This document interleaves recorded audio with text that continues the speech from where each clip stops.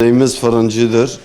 Bu 1975 yılından beri baba mesleğinden kalan bir iştir. Çocukları devam etmektedir şu an. Mesai saat biz şu an 12'den geliyoruz ta iftar saatine kadar çalışıyoruz. Sahur saatine kadar kalıyoruz. Ondan sonra diğer günler Ramazan'dan önce de 5'ten geliyoruz ta saat 7-8'e kadar biz çalışıyoruz. Ramazan güzeldir. Ramazanımızı tutuyoruz. Allah yardım ediyor. Allah'ın bize verdiği gücüyle biz ne gerekiyorsa zaten onu yapıyoruz. Allah'ın gücü zaten Ramazan'dan daha güzel yok. Bu havada çok güzel bir Ramazan geçiyor. Toz, duman yok. Sıcaklık ne kadar da olsa da mecburuz. Biz bu işin mesleğimiz olduğu için alışkınız yani böyle sıcağa dayanmak mecburiyetindeyiz. Onun dışında da zaten Allah yardım ediyor. Çok şükür iyidir yani 25 lira 440 gram ekmek şeyi 25 lira normaldir yani. Yağlı da o da aynıdır.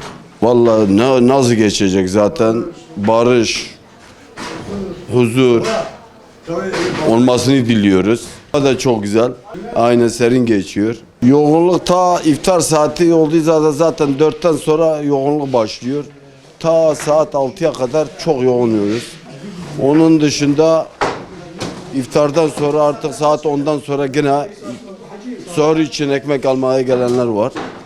Biz onun için mutluyuz, çok mutluyuz. Güzel geçiyor.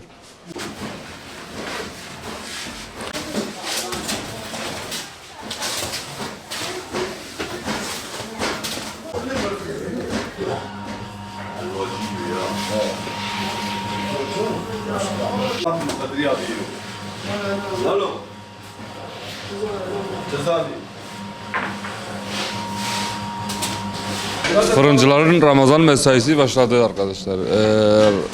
Şartlarda sabah 7'den akşam 7'ye kadar çalışıyorduk. Ramazan'dan dolayı saat sabah 10.30'dan gece sahur 3.30'a kadar çalışmak zorundayız.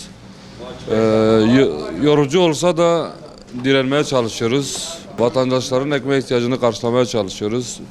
Çok şükür işimizin başındayız. Mücadele etmeye devam ediyoruz. İster istemez yoruluyoruz, susuyoruz ama yine elhamdülillah orucumuzu tutuyoruz. Yok, zorlanmıyoruz pek.